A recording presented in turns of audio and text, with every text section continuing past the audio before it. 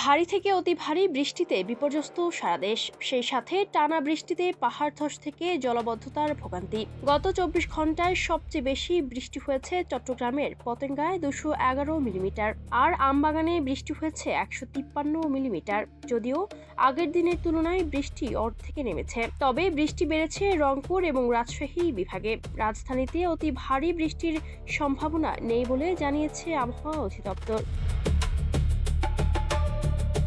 সবচেয়ে ভয়াবহ অবস্থা চট্টগ্রাম অঞ্চলে, সেখানে টানা পঞ্চম দিনের মতো চলছে অতি ভারী বৃষ্টিপাত। গত মঙ্গলবার বন্দর নগরীতে রেকর্ড ৪১২ মিলিমিটার বৃষ্টিপাত রেকর্ড করা হয়, যা গত ৪৩ বছরের মধ্যে সর্বোচ্চ।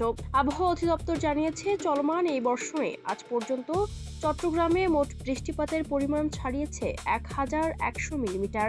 গত ২৪ ঘন্টায় যে বৃষ্টিপাতের রেকর্ড পেয়েছি, সেখানে আমরা দেখেছি যে চিটাগাংয়ে সবচেয়ে বেশি পরিমাণ বৃষ্টিপাত রেকর্ড পেয়েছি।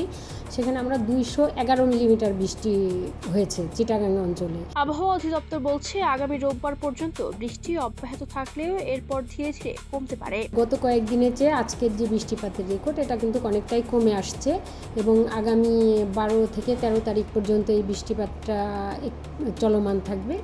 তবে ১৩ তারিখের পরে থেকে এই বৃষ্টিপাতটা গ্রাজুয়ালি কমে যাবে। এদিকে টানা ভারী বৃষ্টিতে পাহাড় ধসে গত ৪ দিনে চট্টগ্রাম, কক্সবাজার, রাঙামাটি ও বান্দরবানে পাহাড় ধসে অন্তত ২৭ জনের মৃত্যুর খবর পাওয়া গেছে। বন্যা পূর্বাভাস কেন্দ্র জানিয়েছে, দীর্ঘস্থায়ী বন্যার কোনো শঙ্কা নেই। ইতিমধ্যে ৫টি নদীর পানি কমতে শুরু করেছে, যদিও এখনো ৯টি পয়েন্টে পানি বিপদসীমার উপর দিয়ে প্রবাহিত হচ্ছে। Desk report, campus Times.